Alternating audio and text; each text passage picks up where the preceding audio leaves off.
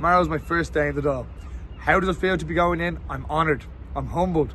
I'm the youngest independent TD. I'm at a very clear advantage because I get the honorary title of being the baby of the Dáil. I think as under 40 maybe I can still count myself as young. I am feeling really excited and incredibly humbled. It's an incredible privilege and a humbling experience to have been sent to Dáil and to be our collective voice for the next 5 years. It feels very special. It feels very exciting. It's an honour and I'm very grateful. I'm excited and daunted, but I'm raring to go. Really excited to take my seat. I'm also a little bit afraid, if I'm honest. You know, it's a big task. It's an amazing feeling. There's a huge amount of responsibility, and it's a massively privileged position. A really exciting day, and it's a really humbling day. How will I represent young people? By bringing the independent young voice in there.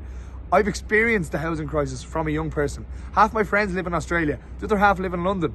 I've seen it. I want to continue to be a voice for young people and the issues affecting us in this country, particularly on housing, the cost of living and quality of life. We have to ensure that young workers are protected in our workforce. It's also about reducing your cost of living. I'm a parent of 3 young children myself.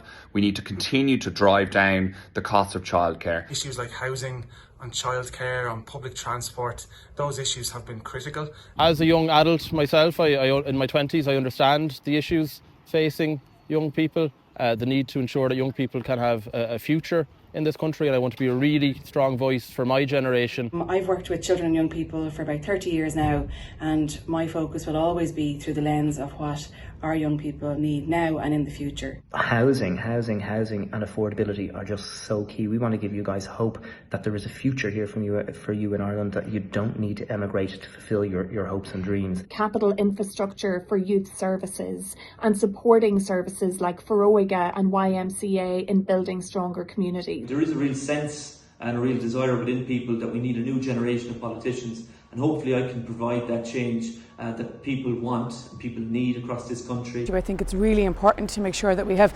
infrastructure and a real reason for our young people to stay in rural Ireland to ensure it can continue to thrive. I want people like me, my generation, to feel like they have a future here in Ireland, and that will be at the forefront of everything I do.